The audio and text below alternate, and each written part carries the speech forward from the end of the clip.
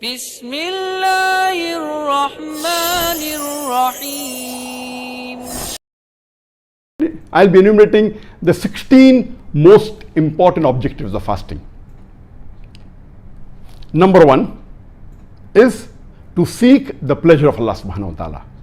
Our beloved Prophet Muhammad said, the only act which is done solely for Allah subhanahu wa ta'ala and no one else, it is fasting.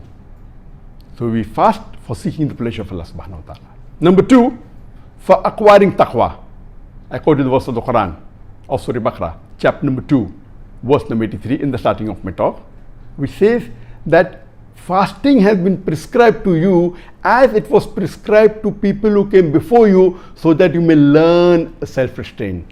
لَعَلَّكُمْ تَتَّقُونَ, so that you may learn self-restraint. You may learn God consciousness, piety, righteousness. You come closer to Allah subhanahu wa ta'ala. The third objective is to enter Jannah. And our beloved Prophet said, there are 8 gates through which you can enter Jannah, and if you fast, there are chances you'll enter through the gate of Rayyan. The fourth objective is to expiate our sins.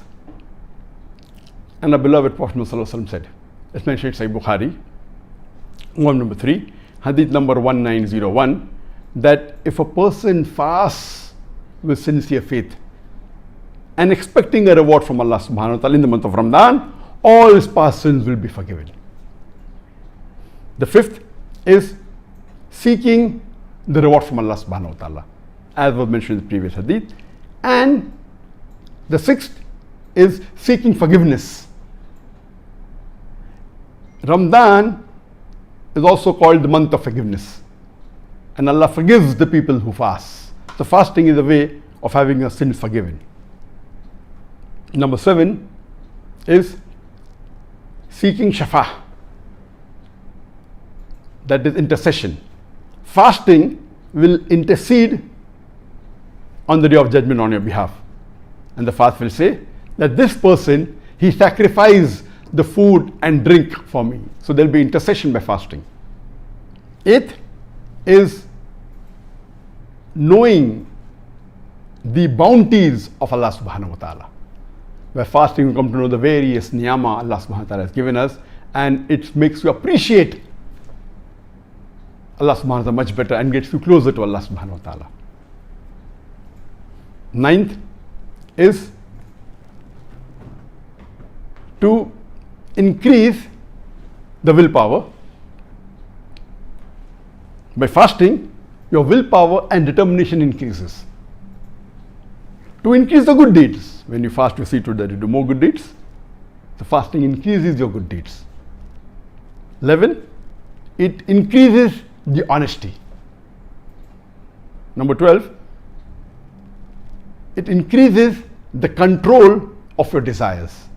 And the psychologists, they tell us today that if you can control your hunger, you can control almost all your desires.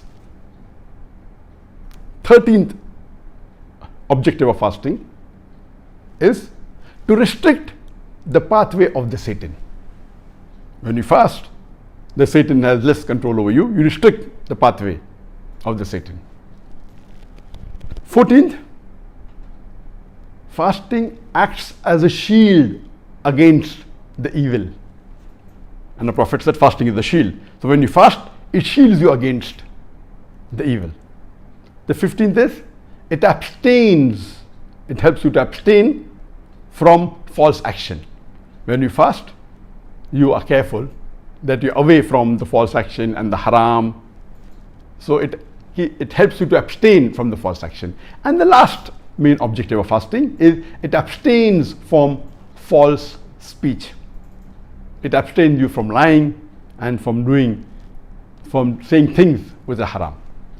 This was in brief regarding the main objectives of fasting. For more details, you can refer to my episode on objectives of fasting in my series of Ramadan, a day of zakir.